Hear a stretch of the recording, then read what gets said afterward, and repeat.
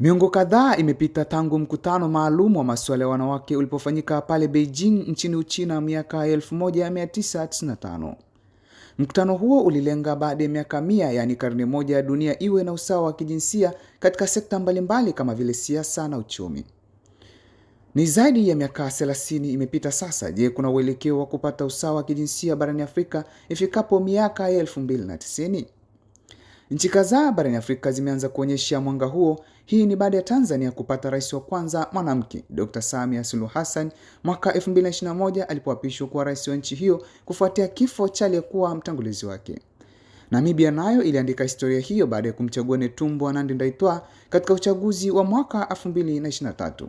Aidha, Namibia kwa sasa inaongozwa na rais pamoja na makamu wake, wote wakiwa wanawake, ikiwa nchi pekee barani Afrika kuwa na viongozi wakuu wa nchi wanawake kwa wakati mmoja.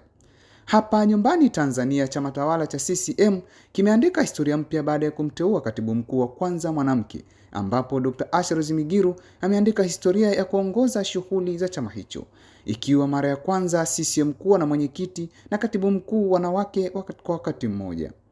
Pale nchini Zambia, Joyce Banda amewahi kuwa rais wa taifa hilo. Hata Uganda, makamu wa rais ni mwanamke. Haya yanajiri ikiwa ni maadhimisho ya siku ya mama duniani. Ama hakika mama ni zaidi ya inavyofikiriwa.